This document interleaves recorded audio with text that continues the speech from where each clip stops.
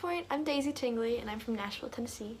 I'm so glad you joined us today, and we want to make sure you know no matter who you are, who you love, or how you exist in this world, you are celebrated, loved, welcomed, and affirmed. Enjoy the service. Yeah, Daisy. GracePointe, I missed y'all. Missed you. Glad to be here. Thanks for coming. Come on, stand with us. Let's sing this song together.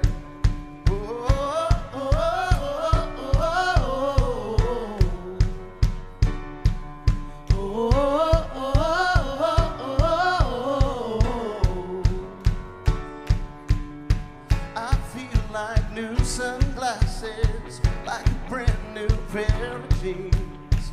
I feel like taking chances. I feel a lot like 17.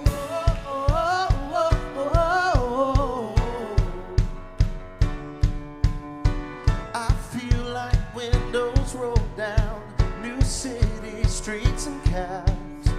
I feel like anything could happen, laughing. You take me right back to when we were kids.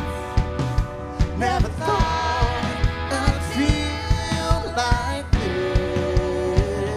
this. Like when I close my eyes and don't even care if anyone sees me dancing. Like I can fly, no, don't even think of touching the ground. Like a heartbeat skip, like an open page, like a one-way trip on an aeroplane. It's the way that I feel when I'm with you. Brand new.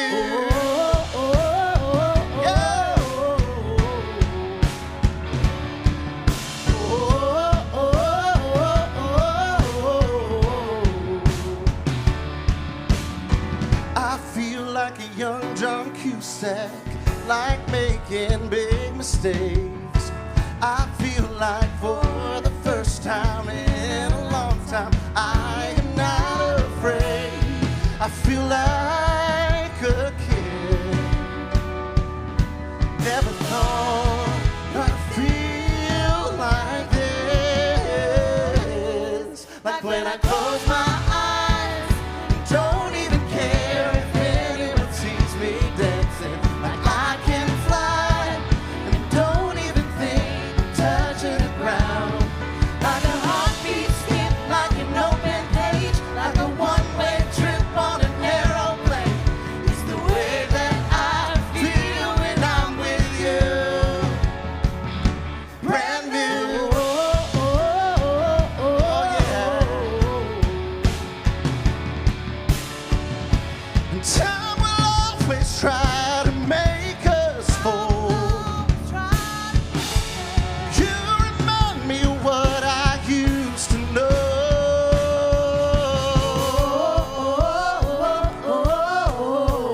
Yeah, come on, church.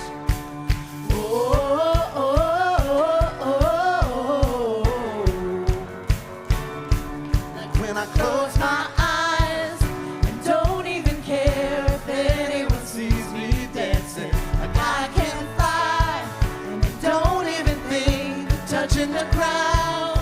Like a heartbeat skip, like an open page, like a one-way trip on an aeroplane. It's the way that I feel when I'm with you. Oh yeah, brand new. Yeah, I feel brand new. Ooh, I feel brand new. Yeah, I feel brand new. I feel brand new. Yeah, yeah, yeah. Awesome. Again, we're so glad that you are here. I don't know if you can see, if we can get the lights up a little bit, but we do want you to speak to your neighbor, you know, mingle, have a conversation, catch up on the week. There they go. Now you can see faces.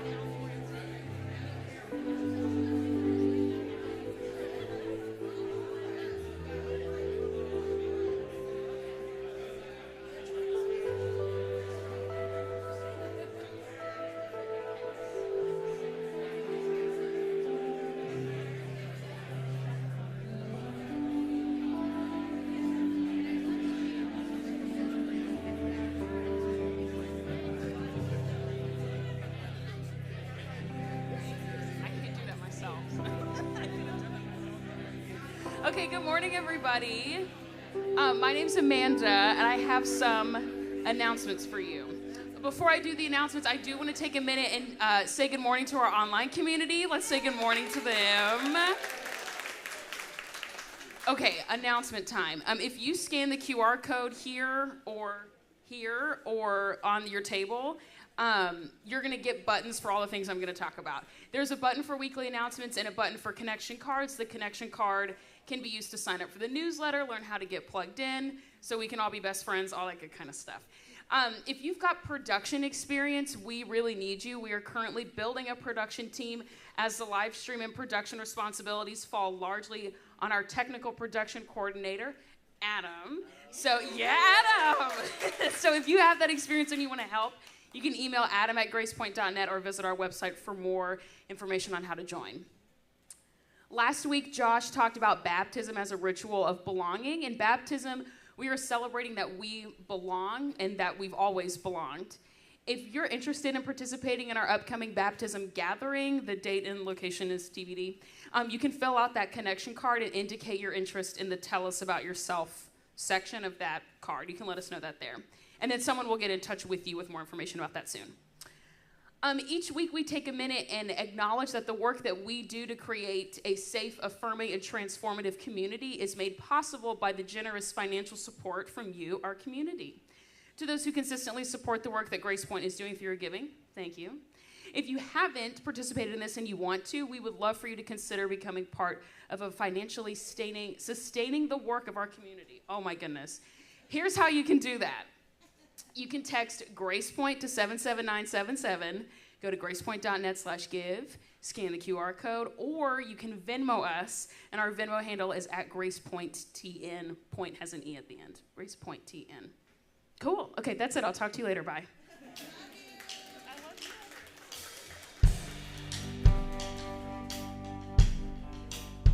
We'll let you stay seated for this one, but sing it if you know it.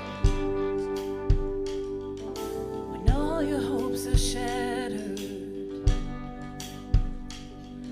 you feel like your soul is at sea, your dreams don't seem to matter, your heart is bruised and battered, you can't feel anything. Love anyway, love anyway. When your world has gone to hell, no story left to tell. Love anyway. I have been a long lost pilgrim, built my home on fragile faith, been the victim and the villain, still the father to my children, owner of a heart that's slow to change. Love anyway, love anyway. When your world has gone to hell, no story left to tell. Love anyway.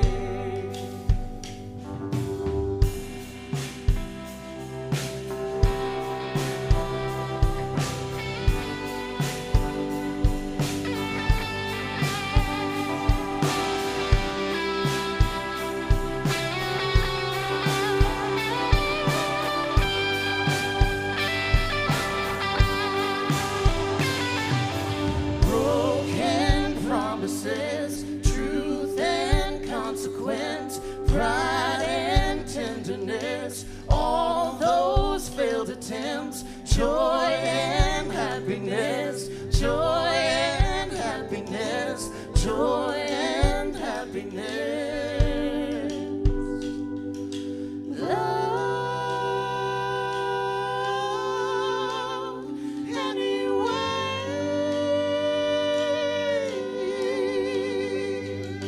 Love anyway.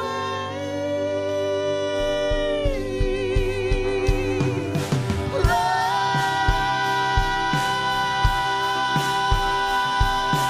anyway. When the world has gone to hell, no story left to tell. Love anyway. When the world has gone to hell, no story left to tell. Love anyway.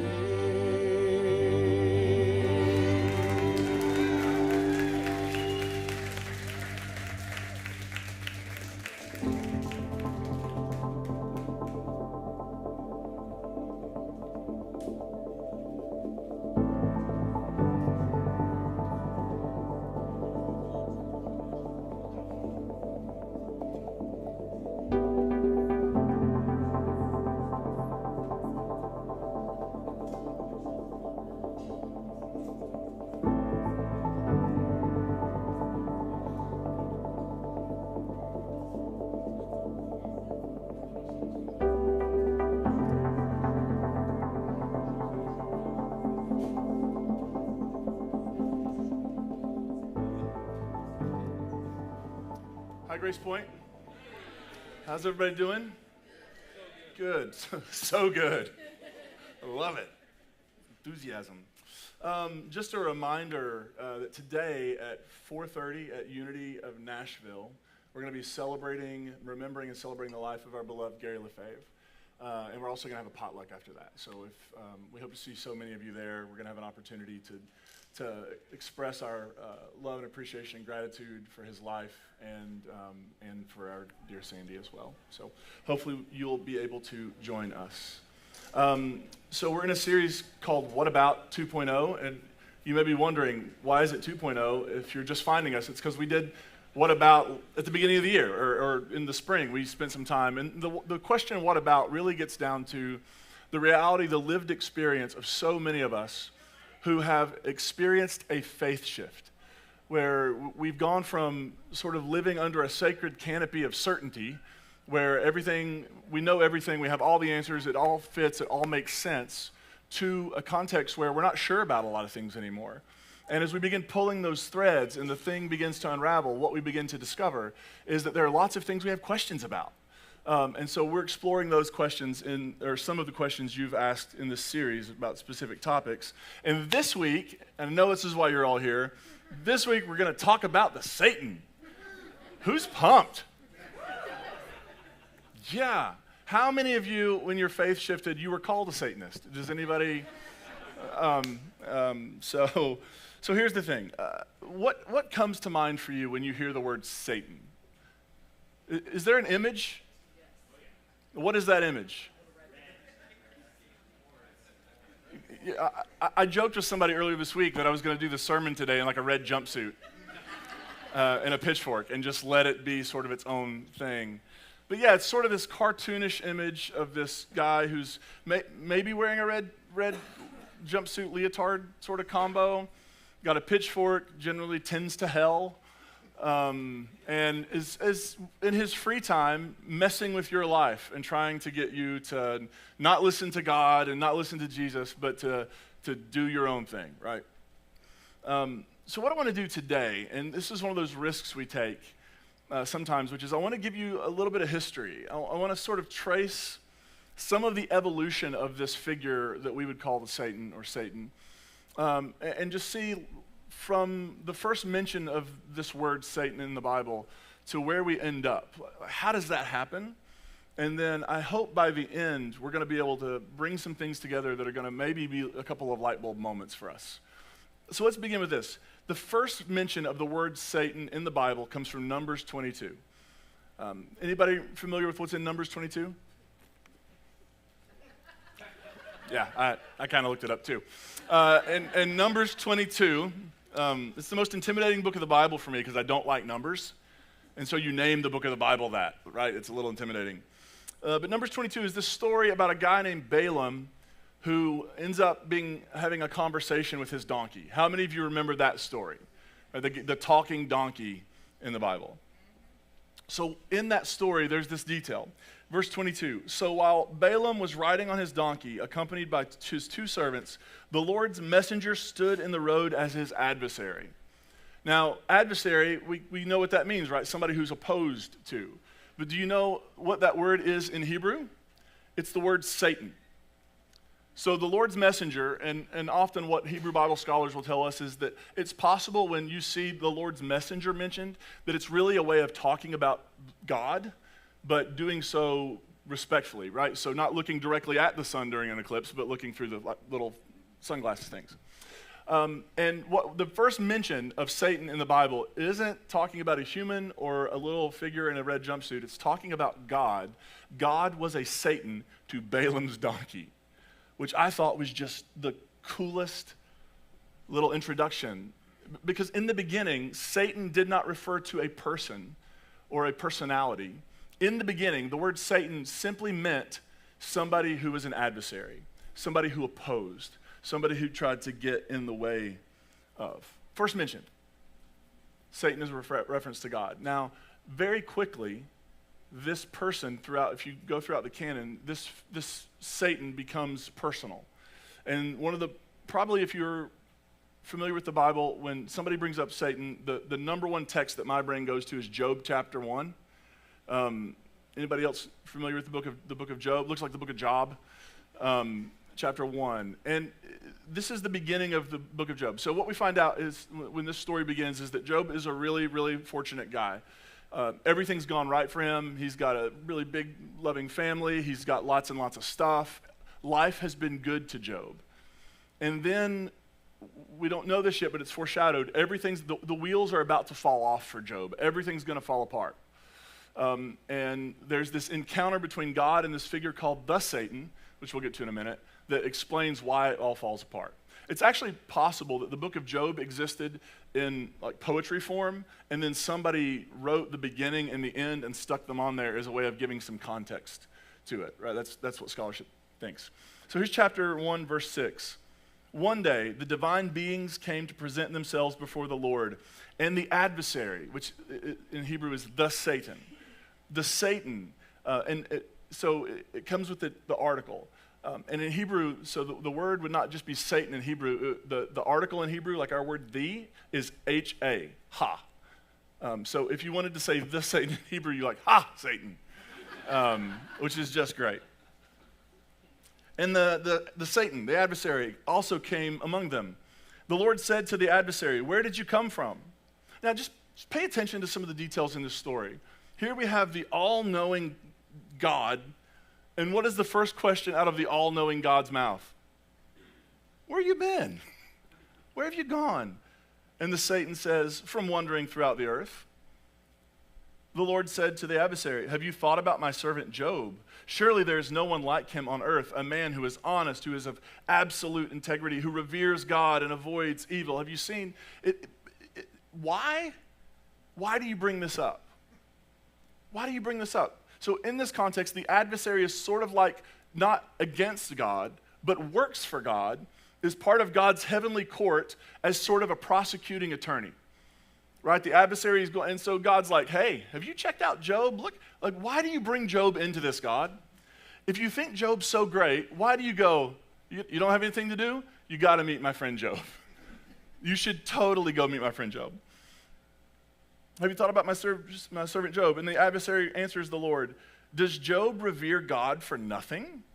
Haven't you fenced him in, his house and all he has, and blessed the work of his hands, so that his possessions extend throughout the earth? But stretch out your hand and strike all he has. He will certainly curse you to your face. The Lord said to the adversary, look, all he has is within your power, only don't stretch out your hand against him. So the adversary left the Lord's presence.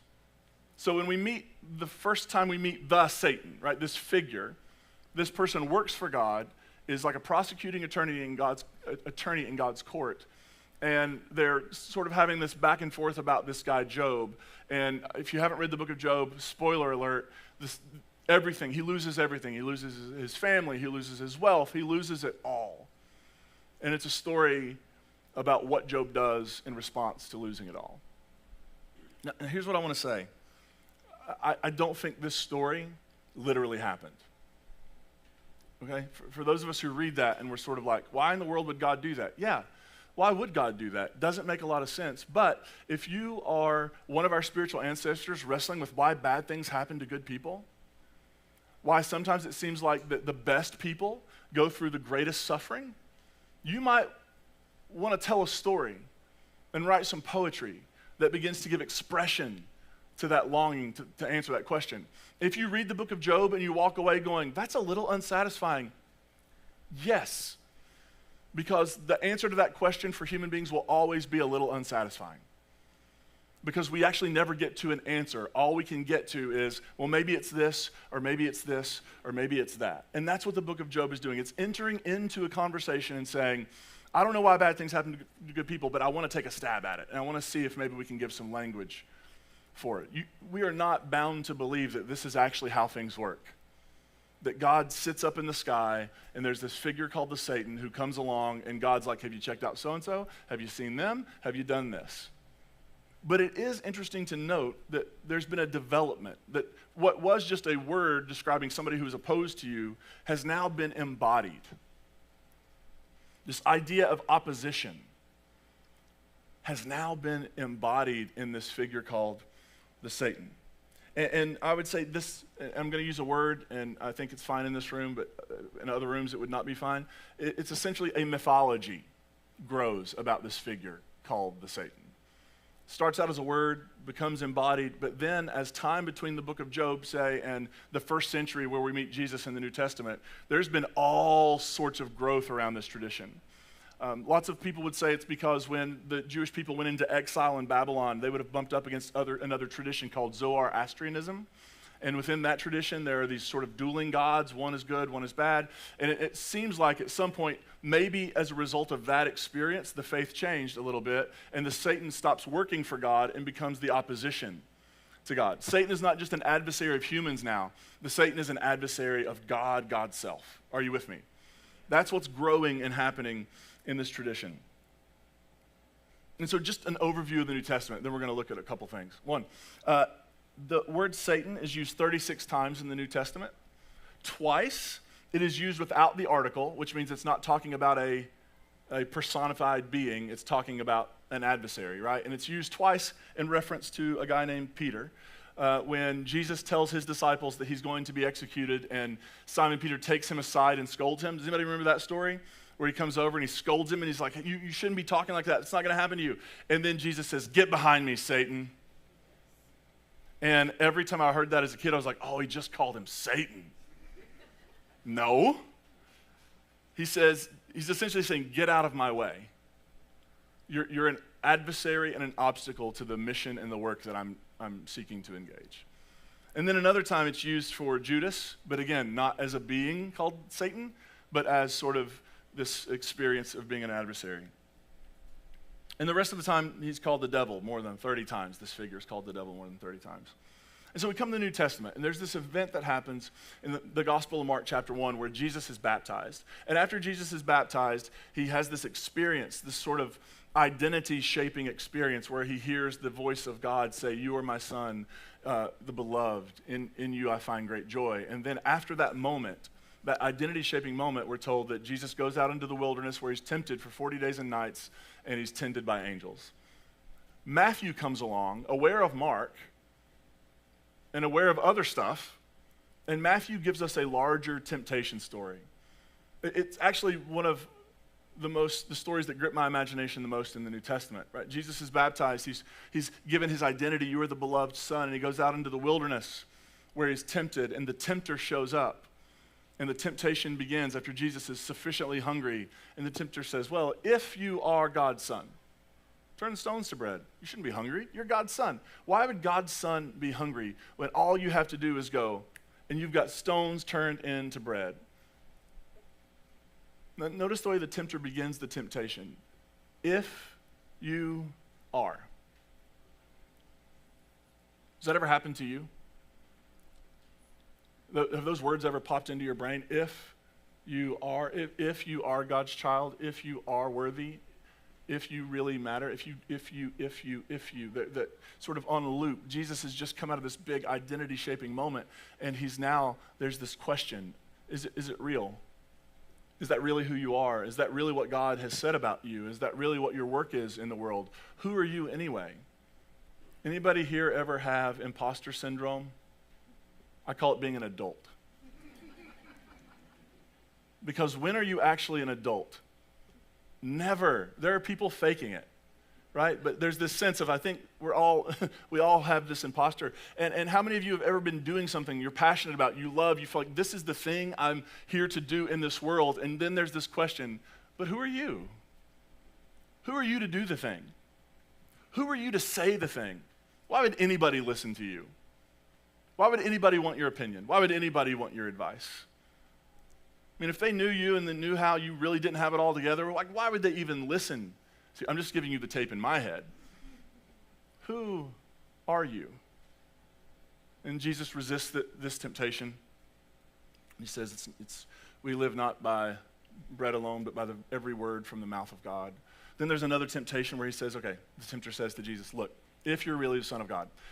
He takes him to the pinnacle of the temple and says, okay, if you really are the Son of God, jump off. And there's a Bible verse that says, if you do that, then angels will catch you and you won't get hurt. And immediately Jesus responds, again, with Scripture. You shouldn't put God to the test. And then there's this last one where the tempter says to him, look, I have access to all the kingdoms of the world. I can give you power and wealth beyond your wildest imagination. You are seeking to bring the kingdom of God into the world, and that process is going to be difficult and painful and cross-shaped. What if we just go around all of that, and if you just bend the knee to me, I'll give it all to you right now. You actually don't have to lose anything. You don't have to carry a cross. It doesn't have to be difficult. There's a way this works, and I'll help you get it. And of course, Jesus resists the temptation. Now, what I've come to understand is these aren't three random disconnected temptations, right? It's not like he's like, hey, Jesus, eat those Oreos, right? Which is what happens when we have Oreos at home for my kids, and I walk by the pantry and I can hear it talking to me. Like, if you just have one, nobody will know. And then one Oreo leads to a sleeve, I think is the trajectory of that. That's not what's happening here. This isn't just like, yeah, okay, I know you're trying to get off caffeine, but nobody will know if you have one cup of coffee. That's not the thing here. These temptations are tailored to get to the core of who Jesus is. Are you the Messiah? Are you the one who has come to embody an alternative vision for the world? Are you the one through whom this kingdom of God, this reign of justice and peace and compassion and equity, are you the one through whom this will enter the world? Well, if you are, then you need to prove it. If you are, do this, do that. And then this last one, you can avoid all the difficulty. I think actually it's getting to what kind of Messiah Jesus will be. Will he walk the path of the cross, which is difficult and painful, or will he follow the path of every empire that has ever existed?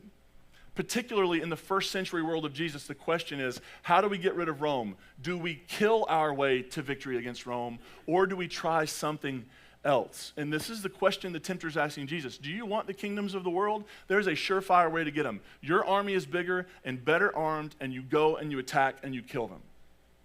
Now, I think Matthew's audience, reading this probably 10 years after, they tried that way, and they resisted Rome, and everything got burned down. There's a hint in this story of Matthew going, this way never works. But I think it's fascinating what happens to the Satan in this temptation narrative, because what happens is, I think it's a personification, right? This is going to shock all of you. I don't believe the devil is real. I don't think there's a being somewhere in hell licking his chops for us to get down there. because I don't believe in hell. So that would be really hard for a being to be there waiting on us when it's not real. But look, I do think it's important. I do think this figure of the Satan is important because I think it is a personification of sort of the voice that lives in our head. Sometimes it's internal, maybe it's external, but there's this voice that is continually acting as an adversary to us. And it's continually causing us to doubt ourselves. It's continually causing us to question who we are. It's continually causing us to question whether or not we're worthy enough, whether our feelings are valid, whether our place at the table is really ours, whether we're lovable, whether our life at the end is even going to matter. There's this voice. How many of you have it? It just plays on loop, and sometimes you can turn the volume down, but there are other moments, maybe moments in stress and anxiety, maybe moments of difficulty and pain and grief. There are moments, maybe it's just you've been having a great day and you're just driving in your car and you're like, it's such a lovely day, and then the voice comes on. Who are you? You really think they like you? You think they care about you? You think you matter? You think you have some part to play in the world? Who are you? And it's fascinating to me that I don't know what happened historically, but I have to imagine that Jesus, as he was going about the work of this kingdom of God vision, I bet there were dark nights of the soul like Gethsemane where he just wrestled with, who am I? I'm just a guy from a backwater village in Nowheresville. I mean, that's what Nazareth was. There's this great line in the Gospel of John where somebody meets Jesus, and he's introduced as Jesus of Nazareth, and the guy goes, can anything good come out of Nazareth? I'm from a small town, and I feel that sometimes. Like, can anything good come out of Belfry? Only bats come out of the Belfry. Can anything good? And that imposter syndrome begins to take over. That voice begins to creep in that causes you to pull back, to shrink back, to avoid, to not step into this maybe vision you have for who you are and what role you can play in the world. Maybe you have this vision for launching something into the world that would transform the whole thing and make actual human lives better and would lead to human flourishing, and all you hear is, who are you to do that? Who are you? You're not that person.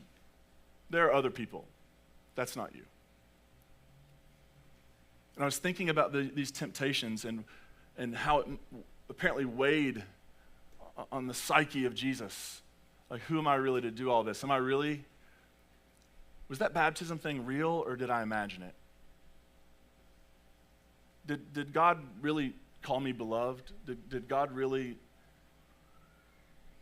send the dove down? Did God really? Or is that all? Maybe I'm making too much out of this. Maybe I should just go back and get back to the carpenter shop.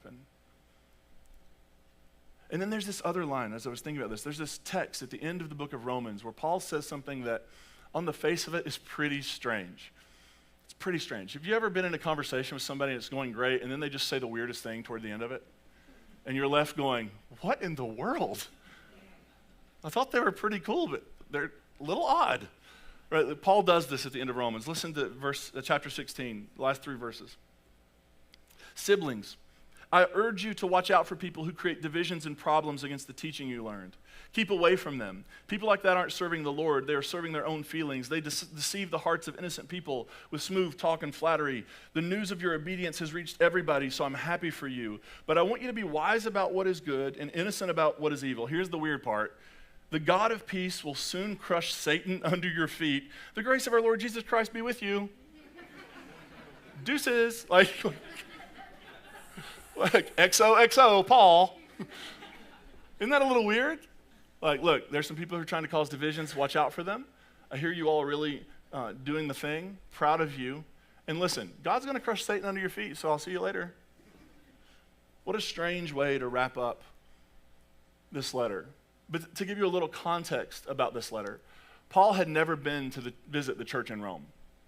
So this is actually a letter he's writing to try to say, look, I'm legit, and I'm going to come visit you, and then I want you to help me go to Spain, because Spain is my goal.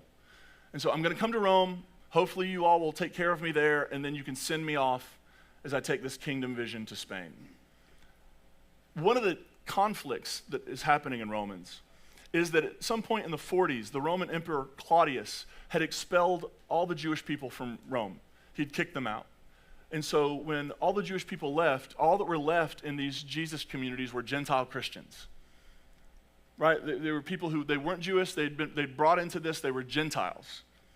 And then eventually that order was rescinded, and then everybody who wanted to came back. And suddenly this community that had become very dominantly Gentile was now Jewish and Gentile again, and they were trying to sort out, what do you do at the potluck? What do you do so that in our engagement, they're not having issues with impurity, so that they're comfortable. And there's this conflict in the church that's threatening to rip the whole thing apart between how do these two different groups of people who are both captured by this vision of Jesus for the world, how do we get them to live in community together? And that's what Paul's doing in Romans. So when people try to make like theologies out of what Paul's doing in Romans and saying this is his systematic theology, friends, this Romans and every other letter he wrote is Paul literally building the plane while he's flying it. He's at 35,000 feet going, give me some duct tape, we've got a hole over here. And if you read Paul and you think, wow, he says something different over here than he says over here. Mm-hmm. He's growing and changing and evolving, just like we all should and do. And so Paul is essentially trying to figure out, how do I hold this community of people together? Because this vision only works if we can have Jews and Gentiles at the same table, if we can have men and women at the same table in that culture, if we could have slave and free, rich and poor, if we could have all of the diversity of humanity being at the same table. That's what this vision is. And if we start sort of blocking off and boundarying who can be a part of this, and if we start trying to exclude certain people, like now it's not the vision of Jesus, it's just another institution that needs to die. And that's what Paul's getting at in this letter. And at the end he says, listen, I want you to know God is going to crush Satan under your feet. God's going to crush the adversary, the opposer, under your feet. Of course, in Genesis, we're never told that the snake is the Satan, right? But that there's this happens, and there's this line in Genesis about how the descendants of Eve are going to crush the serpent with their heel, and I think Paul's making an allusion to that here. But why bring this up? And why is God going to crush the Satan under our feet? What if Paul's saying, listen, stay together and stop believing the lies. Stop believing the lies about yourself. Stop believing the lies about your neighbor. Stop listening to the voice that tells you you're not enough. Stop listening to the voice that tells you that you are not gifted, you are not talented, you are not smart enough, you are not wise enough, you are not funny enough, you're not whatever looking enough, you're not wealthy enough. Stop listening to that voice. That voice is why you all are doing this. Because everybody's trying to prove. Anybody listen to that voice and just started having to prove everything to and you really realize that when you're trying to prove to all these people how great you are, you're actually not trying to prove to them how great you are, you're actually trying to prove to you how great you are? And that 90% of the time, maybe 100, when I'm worried and feeling incompetent and I want to show off so that everybody realizes I'm competent, I'm not doing that for them. I'm actually doing that for me. And I'm doing that for that tape that keeps playing in my head that says you're just not enough. You've never been enough. What if Paul's saying the goal as you come together in community, and as you sit around a table, and as you break bread, and as you drink wine, and as you care for one another, and as you watch one another, you watch their kids grow up, and you care for ailing grandparents, as you do this whole thing of life together, what you'll discover is that when you are doing life in this community together, when you're experiencing the ups and downs of life, you'll begin to trust one another, and you'll begin to see one another. And then when that tape starts playing for you, somebody's going to come along and go, that is total BS. That is not who you are. Enough. You belong. You are a child of God. You have nothing to prove. Your only task is simply to be, and to show up in the world with the full you-ness that you bring to the world and offer and unleash that gift in any possible way you can to transform yourself and the people around you. So look, there are going to be these tapes that are playing in your head, Paul says. But the good news is there's somebody sitting across the table who's going to remind you, yeah, you actually are enough. And you actually are worthy. You actually are beautiful. You actually are beloved. There's nothing wrong with you. You're not broken. You're not a dirty, rotten sinner. You're a human being in process. And you are enough. And beyond that, you are good. And Paul says, when you do that, it changes the whole dynamic. And so I would like to offer an exercise. This is not in any way, shape, or form compulsory. You don't have to do this. If nobody does it, my feelings won't be hurt. But we have some folks in the room with some Sharpies, and they're just going to drop them. Yeah, now, this is the cue. We're doing it. So we're going to pass out Sharpies. We don't have enough to give everybody their own Sharpie. We're going to drop some in places and rows at tables. And here's what I want you to do. As they're passing these out, will you just for a minute, will you think about the voice in your head? At least for me, the voice in my head often doesn't feel like it's in my head. It feels like it's coming from somewhere else. Is that true for anybody else? Like you know that this is you, but also it's sort of taken on its own life form. And so that it's speaking over you and not just through you. And I'm thinking about this line. I want you to think about that voice, and I want you to think about what it tells you. I want you to think about what you haven't done because you believe that voice. What steps you haven't taken, the love you haven't been able to share, the vision you haven't been able to lean into, the risks you haven't been able to take, the sleep you haven't been able to get.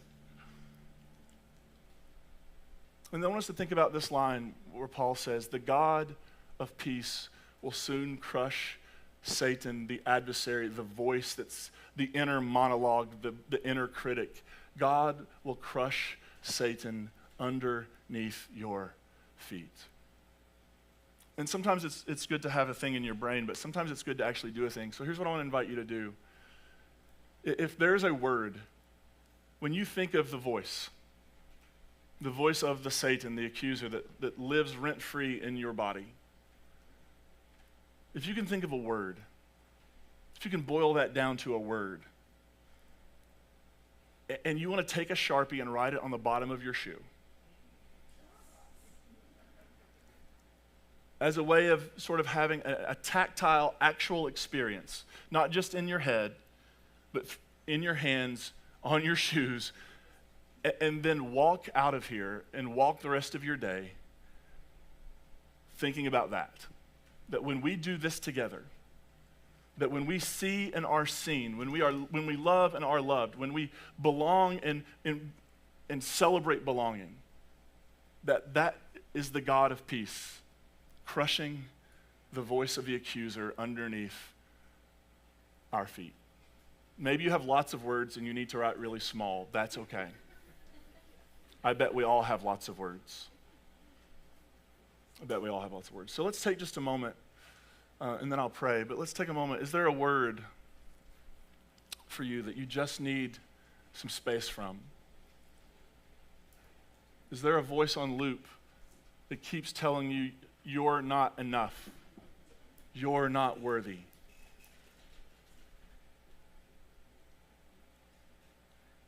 Let's just take a moment. And this doesn't have to be done when I pray and this part's done. You can keep doing it during the song. You can do it afterward. You can do it whenever. If you don't want to do it now, you can do it at home. I'm going to pray while you're doing that. God, may we reject the voices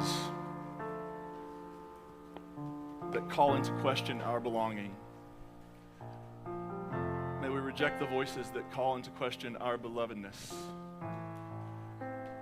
May we reject the voices that call into question our enoughness. And may we hear the voice. You can call it whatever voice you want, the voice of God, the voice of this community. I don't know that they're super different. But may we hear the voice of God say to us today, you belong. You are beloved. May the God of peace crush the accuser underneath our feet. We offer this in gratitude, and everybody said, amen.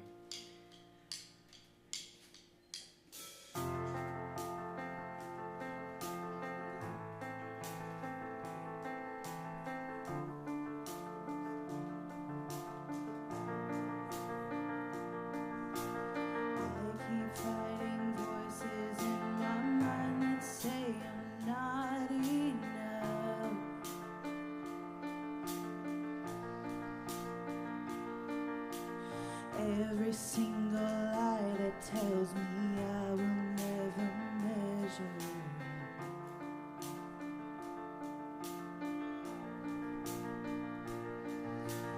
Am I more than just the sum of every high and every low?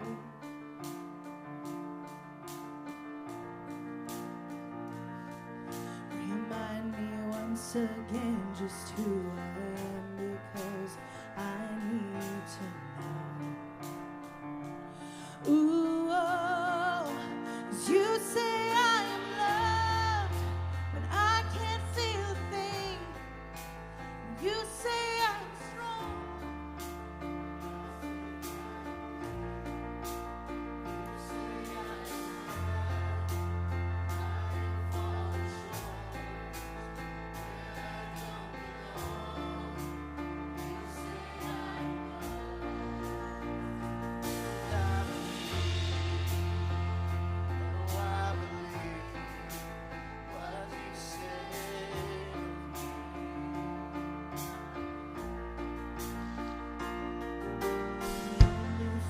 What matters now is everything you think of me.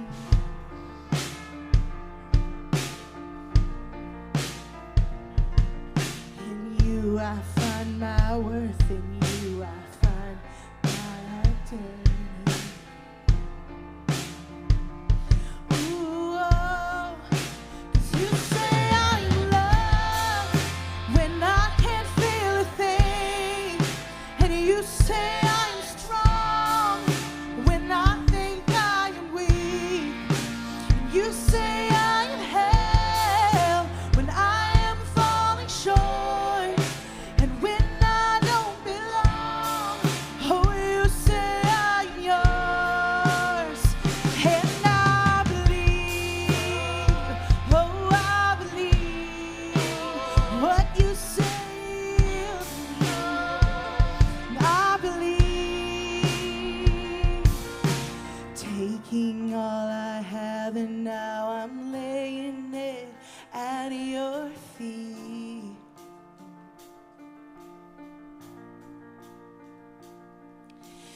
You can have every failure, God, and you will have every victory. You stand and sing this with us. Ooh, oh, 'cause you say I am loved when I can't feel a thing. And you say I am strong when they say I am weak.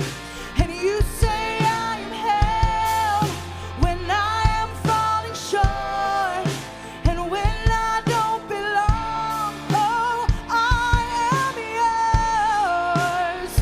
And I believe, help me believe what you say of me. Help me believe, help me believe, help me believe what you say of me. Help me believe.